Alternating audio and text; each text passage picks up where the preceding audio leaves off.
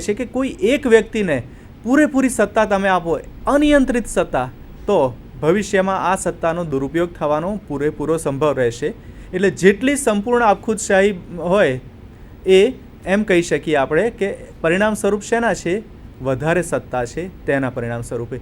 એટલે કે આ સંસદની વધારે સત્તા અને સાથે વહીવટીતંત્રની એટલે કે સરકારી અધિકારીઓની વધારે સત્તા, અનિયંત્રિત સત્તા હંમેશા આપખુદશાહીને નિમંત્રે. એટલે અહીંયા આગળ એનો ઉપર કંટ્રોલ ન્યાયતંત્રનો હોવો જરૂરી છે. There has to be a control of judiciary upon the legislative action as well as upon the administrative or executive action. આ જ્યુડિશિયલ રિવ્યૂની બાબત ગણી શકીએ આપણે. આથી આપણે એમ પણ કહી શકીએ કે જ્યુડિશિયલ રિવ્યૂ ન્યાયિક પુનરાવલોકન એ એક સંતુલન બનાવે છે. કોની વચ્ચે સંતુલન બનાવે છે? તો વહીવટી અધિકારીઓની વિવેકાધીન સત્તાઓ અને સાથે યોગ્યતા, યથાર્થતા, દરેક વ્યક્તિને ન્યાય મળવો જોઈએ, પોતાના અધિકારોથી તે વંચિત ન રહી જાય, અને સાથે વહીવટી અધિકારીઓ પોતાની સત્તા પણ ભોગવી શકે, તો જ કામ થઈ શકે. એટલે આ બંને વચ્ચે એક જાતનું બેલેન્સ રાખવાનું કામ એ જ્યુડિશિયલ રિવ્યૂ દ્વારા થાય છે, ન્યાયતંત્ર દ્વારા થાય છે, પોતાની આ ન્યાયિક પુનરાવલોકનની સત્તા દ્વારા થાય છે. So any unfair action must be set right by the judicial review. અયોગ્ય બાબતો હોય તે ન્યાયતંત્રએ ન્યાયિક પુનરાવલોકન દ્વારા તેને યોગ્ય કરવી જોઈએ. આવું ટાટા સેલ્યુલરના કેસમાં સુપ્રીમ કોર્ટે ઠરાવેલું છે. સામાન્ય નિયમ મિત્ર, આ બહુ જ મહત્ત્વનો છે. યુએસએની સુપ્રીમ કોર્ટે સ્મોલ વર્સિસ મોસના કેસમાં આ નિયમ આપેલો છે, જે નિયમ આપણા દેશમાં પણ છે, આટલો જ અસરકારક રીતે લાગુ પડે છે, અને સાથે ઇંગ્લેન્ડમાં અને બીજા બધા લોકશાહી દેશોમાં પણ. તો અહીં supreme court of USA what does it સે so far as the judicial review is concerned? તો અહીંયા આગળ સુપ્રીમ કોર્ટે એમ કહ્યું છે, અમેરિકાની સુપ્રીમ કોર્ટે, કે judicial review of administrative discretion should not be made permissible in all the cases, almost all the cases. By and large, court should not interfere with any decision taken by any administrative officer applying administrative discretion. વિવેકાધીન સત્તા અન્વયે કોઈ પણ વહીવટી અધિકારી જે કોઈ નિર્ણય લે એમાં સામાન્ય સંજોગોમાં અદાલતે પડવું જોઈએ નહીં. ઇંગ્લેન્ડમાં પણ બાય એન્ડ લાર્જ આ જ નિયમ છે. Lord Halsbury has said, when the legislature has conferred the power to a particular body with a discretion, how it is to be used, it is beyond the power of any court to contest that discretion. કોઈ પણ વહીવટી અધિકારીમાં જ્યારે કાયદાએ વિશ્વાસ મૂકી અને કંઈ સત્તા સોંપી છે, તો ન્યાયતંત્રની સામાન્ય ફરજ એ બને છે કે આ સત્તા અન્વયે જે કોઈ અધિકારી નિર્ણય લીધા હોય વચ્ચે પડવું નહીં. તો આ બંને supreme court of USA as well as England, settle position in England as said by Lord Halsbury, બંને તો એમ કહે છે કે judicial review of administrative discretion is not at all permissible. વિવેકાધીન સત્તાનું ન્યાયિક પુનરાવલોકન કોઈ સંજોગોમાં કોઈ કેસમાં થઈ જ ન શકે, એવું આ બંને કહે છે. તો પછી અહીંયા પ્રશ્ન એ આવ્યો કે આખું ચેપ્ટર આ શેના માટે છે અને શા માટે છે? તો અહીં જ્યારે મિત્રો કોઈ પણ એક જનરલ સ્ટેટમેન્ટ હોય કાયદામાં, ત્યારે તમે સમજી શકો છો કે this statement has to be a general statement, and when it is a general statement there has to be its exceptions. અપવાદો પણ હોઈ શકે. તો અપવાદો કયા કયા હોઈ શકે આમાં? તો જ્યારે વિવેકાધીન સત્તાનું ન્યાયિક પુનરાવલોકન કરવાની બાબત આવે, ભલે કોર્ટ સામાન્ય સંજોગો વચ્ચે ન પડે, પણ અસામાન્ય સંજોગો હોય તો વચ્ચે પડે. તો there are two main basic exceptions. બે અપવાદો એવા છે, અને આખું ચેપ્ટર આ બે અપવાદો ઉપર આધારિત છે. Failure to exercise the discretion and excess or abuse of discretion. વિવેકાધીન સત્તા અન્વયે કાયદાએ કોઈ વહીવટી અધિકારીને સત્તા આપી છે, પણ વહીવટી અધિકારી આ સત્તાનો ઉપયોગ કરવામાં જ નિષ્ફળ જાય. સત્તા આપી હોય કાયદાએ અને તેનો ઉપયોગ ન કરે, તો પછી અદાલતમાં જઈ શકાય છે કે ભલે કાયદાએ વહીવટી અધિકારીને સત્તા આપી છે, પણ તે તો સત્તા વાપરતા જ નથી. માટે non exercise of his discretion would amount to open the doors of the court, and court in its judicial review compel the administrative officer by saying that these are the powers given to you, so please exercise your powers. તમને આ સત્તા કાયદાએ આપેલી છે, તો શા માટે તમે આ સત્તાનો અખત્યાર કરી, અમલ કરી અને નિર્ણય લેતા નથી? તો નિર્ણય લેતા તમને કોણ અટકાવે છે? Looking to your competency, your qualification, your skill, your experience. If any administrative officer is empowered by law, then he must exercise his powers. જો સત્તાનો ઉપયોગ નહીં થાય તો આ સંજોગોમાં એડમિનિસ્ટ્રેટિવ ડિસ્ક્રિશન એ કહી જ ન શકાય. માટે કોઈ પણ અધિકારી છે તે પોતાની સત્તાનો ઉપયોગ નહીં કરે તો એનું ન્યાયિક પુનરાવલોકન અદાલતમાં જઈને થઈ શકશે. પોતાની સત્તાનો ઉપયોગ ન કરવાના નિર્ણયને પણ પડકારી શકાશે. Second clause is excess or abuse of discretion. સત્તા ઉપરવટ કૃત્ય અથવા સત્તાનો દુરુપયોગ તો પણ એ અધિકારીનો નિર્ણય છે તે અદાલતમાં પડકારી શકાય છે. When any administrative officer is given powers by law, he has to exercise the power within reasonable limits. એક યોગ્ય મર્યાદામાં રહીને સત્તાનો ઉપયોગ કરવો જોઈએ. પણ કાયદાએ જે બાબત માટે સત્તા આપેલી છે તે બાબતને ઉપરવટ જઈને કોઈ નિર્ણય લે, અધિકારી પોતાની સત્તાનો ઉપયોગ કરે, તો એ સત્તા ઉપરવટનું કૃત્ય કહેવાય.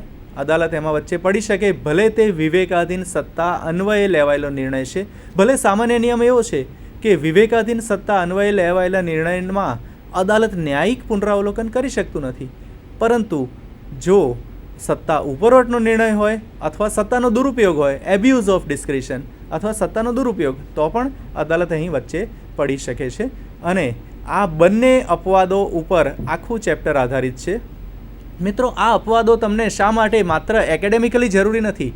After having completed your LLB course, when you actually enter in to practice, real practice, વકીલાત કરવા જશો ત્યારે તમારી પાસે જો કોઈ ક્લાયન્ટ આવે અને એમ કહે તમને કે મારે આ વહીવટી અધિકારીના નિર્ણયને પડકારવો છે, સો વાઇલ ગિવિંગ લીગલ એડવાઇસ, તમને એક કાનૂની સલાહ આપતી વખતે પણ આ બધા બાબતો ધ્યાનમાં લઈ રાખો તો બહુ સરળતાથી આનો નિર્ણય કરી શકો.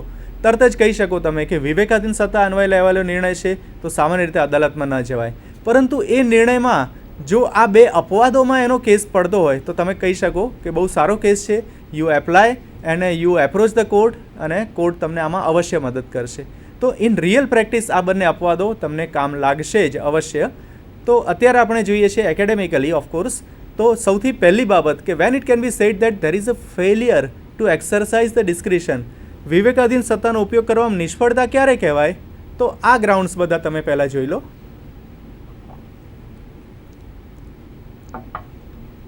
Failure to exercise the discretion. In these 5 different clauses, it can be said that there is a failure to exercise the discretion by any administrative officer. વિવેકાધીન સત્તાનો ઉપયોગ કરવામાં કોઈ વહીવટી અધિકારી નિષ્ફળ ગયો છે તેવું આ 5 કિસ્સા હોય તો કહી શકીએ આપણે. અને ભલે સામાન્ય નિયમ એવો રહ્યો કે judicial review of administrative discretion is not permissible, but if the case falls within any of these 5 clauses, then you can very well approach to the court, and court will definitely interfere with, court will quash and set aside the decision taken by any administrative officer and give you remedy. આ 5 ક્લોઝમાં જો case પડતો હોય, ભલે સામાન્ય નિયમ રહ્યો વિવેકાધીન સત્તાનું ન્યાયિક પુનરાવલોકન શક્ય નથી, પણ આ 5 ક્લોઝમાં પડતો હશે કેસ તો તમને વહીવટી અધિકારો નિર્ણય છે તે પડકારવાની અદાલત પરવાનગી આપે છે. ન્યાયિક પુનરાવલોકન કરી અને વહીવટી અધિકારીનો નિર્ણય રદ બાતલ ઠરાવી શકાય. તો ફર્સ્ટ ક્લોઝ આપણે જોઈએ, sub delegation of powers. What is sub delegation of powers? દરેક ક્લોઝ આપણે મિત્રો કેસ સાથે સમજીશું તો મજા આવશે, વધારે તમને સરળતાથી સમજણ પડશે અને એટલું બધું બોરિંગ નહીં લાગે. સબ ડેલિગેશન ગુજરાતી તમે જુઓ તેનું તો ઉપપ્રત્યાયોજન એમ કહી શકાય. તો ઉપપ્રત્યાયોજન એના કરતાં સબ ડેલિગેશન કદાચ વધારે પ્રચલિત શબ્દ છે, કારણ કે લીગલ લેંગ્વેજમાં આપણે જોઈએ તો ઇંગ્લિશ હોય કે ગુજરાતી અમુક શબ્દો છે તે એટલા બધા પરિચિત ન પણ હોઈ શકે, કેમ કે સામાન્ય વ્યવહારમાં આપણે નથી ઉપયોગમાં લેતા. સબ ડેલિગેશન ઓફ પાવર્સ, તો અહીં બહુ જ સીધી અને સરળ બાબત એ છે કે સમજીએ તો જ્યારે વહીવટી અધિકારીને કોઈ પણ નિર્ણય લેવાની જ્યારે કાયદો પરવાનગી આપે છે ત્યારે કાયદો એમ ઈચ્છે છે કે વહીવટી અધિકારીએ તે નિર્ણય પોતાની રીતે સ્વતંત્રતાથી અને પોતે પોતાની ક્ષમતા, ક્વોલિફિકેશન, લાયકાત, વિવેક બુદ્ધિ અને અનુભવના આધારે લેવો જોઈએ. પણ જો વહીવટી અધિકારી પોતે જ આ નિર્ણય ન લે, and if he delegates this power to decide any dispute two his subordinate officers, તેનાથી ઉતરતી પાયરીના અધિકારીને કહી દે કે તમે આનો નિર્ણય લઈ લો કેસનો, તો કાયદાએ આ અપેક્ષા વહીવટી અધિકારી પાસે નથી રાખી. કેમ કે જે લાયકાત, જે અનુભવ અને જે ક્ષમતા જે તે વહીવટી અધિકારીમાં છે તે નેચરલી તેના સબઓર્ડિનેટ ઓફિસરમાં, ઉતરતી પાયરીના અધિકારીમાં નથી. તો અહીંયા આ કૃત્યને ઉપપ્રત્યાયોજનનું કૃત્ય કહેવામાં છે. Delegation of powers by the officer to his subordinate, that is called sub delegation of powers. And if is any decision is taken by way of this sub-delegation of powers, then it is not at all decision taken by any administrative officer. વહીવટી અધિકારીએ તો આ નિર્ણય લીધો જ નથી, તેણે પોતે લીધો નથી, તેના નીચલી પાયરીના અધિકારીને આપેલું છે નિર્ણય લેવાની બાબત. તો આ નિર્ણયને અદાલતમાં પડકારી શકાય. ત્યારે અદાલત એમ નહીં કહે કે આ નિર્ણય તો વિવેકાધીન સત્તા અન્વયે લેવાયેલો નિર્ણય છે, અમે સામાન્ય નિયમ મુજબ વચ્ચે નહીં પડીએ. અહીં તમારે એ પુરવાર કરવું પડે કે જે અધિકારીએ નિર્ણય લેવાનો હતો તેણે તો નિર્ણય લીધો જ નથી, તેનાથી નીચલી પાયરીના અધિકારીએ લીધેલો છે. તો આ નિર્ણયને ઉપલી અદાલતમાં અવશ્ય પડકારી શકાશે.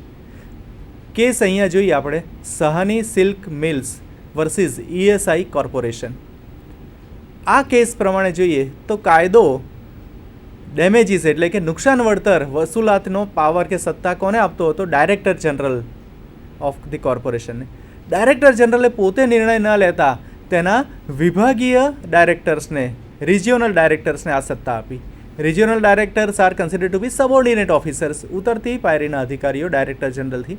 તો અહીંયા આ નિર્ણય નીચલી પાયરીના અધિકારીઓ લેતા હતા અને એમણે નિર્ણય કર્યો છે. તો અધિકારીએ પોતે નિર્ણય નથી કર્યો, માટે in the clause of sub delegation of powers, ઉપપ્રત્યાયોજનનું કૃત્ય માની અને અદાલતમાં તેને પડકારવામાં આવ્યું. અદાલતે આ વહીવટી અધિકારીને પોતે નિર્ણય નથી લીધો એમ કહી અને રિજિયોનલ ડિરેક્ટર્સે લીધેલા નિર્ણયને રદબાતલ ઠરાવ્યા. અને અદાલતમાં આ રીતે ભલે વિવેકાધીન સત્તા અન્વયે લેવાયેલો નિર્ણય હતો પણ પડકારી શકાયો. તો આ સૌથી પહેલી બાબત. બીજો અહીંયા કેસ જોઈએ. હંમેશા એવું જરૂરી નથી હોતું કે વિવેકાધીન સત્તા અન્વયે લેવાયેલો નિર્ણય છે તે અદાલતમાં પડકારી જ શકાય. ઘણીવાર એવું પણ બને કે કોઈ ઉપરી અધિકારીએ પોતાના સબઓર્ડિનેટ ઓફિસરની, નીચલી પાયરીના અધિકારીની કોઈ નિર્ણય લેવામાં મદદ લીધેલી હોય. There is a difference between deciding the case and taking help to decide the case. નિર્ણય લેવાનો અને નિર્ણય લેવામાં મદદ મેળવવાનો, આ બંને બાબતમાં તફાવત છે. તો અહીં Pradyut Kumar versus chief justice of Calcutta high court, આ કેસમાં બહુ જ મહત્ત્વની બાબત સુપ્રીમ કોર્ટે ઠરાવી અહીંયા કે અરજદાર એ હાઈકોર્ટનો રજિસ્ટર હતો, તેની સામે ગેરરીતિના આક્ષેપો થાય. He was removed from the post after having conducted departmental inquiry. તમે લેબર લોઝમાં ભણશો, સ્ટેન્ડિંગ ઓર્ડર્સ એક્ટમાં, કે કોઈ પણ સરકારી કર્મચારીને નોકરીમાંથી અલગ કરવો હોય, કાઢી મૂકવું હોય, ભલે તેની સામે ગમે તેવા ગંભીર આક્ષેપો થયા હોય, principle of natural justice says he must be given reasonable opportunity of being heard. Article 311 પણ આ જ કહે છે, તમે જોઈ ગયા છો LLB સેમિસ્ટર 2માં કે બંધારણના કાયદામાં, કે કોઈ પણ વ્યક્તિ સામે એની વિરુદ્ધ ઓર્ડર પસાર કરતાં પહેલાં તેને સાંભળવો જરૂરી છે. તો અહીંયા આગળ during the departmental inquiry as per the prevailing rules of the Calcutta high court, chief justice was considered to be the highest authority, deciding authority. તો મુખ્ય ન્યાયાધીશ કલકત્તા હાઈકોર્ટના છે, તેમણે આ નિર્ણય લેવાનો હોય કે રજિસ્ટર સામેના ગેરરીતિના આક્ષેપો પુરવાર થયા છે કે કેમ, અને જો પુરવાર થયા છે તો પછી એની કઈ સજા આપી, what kind of punishment is to be imposed. So here as per the relevant rules, chief justice had to conduct the inquiry and decide the dispute. Instead of that, he appointed learned single judge as inquiry officer. Inquiry officer તરીકે, તપાસ અધિકારી તરીકે તેની હાઈકોર્ટના એક ન્યાયાધીશની માનનીય chief જસ્ટિસે નિમણૂક કરી. The chief justice has given findings being appointed as inquiry officer, and based upon the findings of inquiry officer, Chief Justice removed the registrar so petitioner approach the court by way of filing writ petition.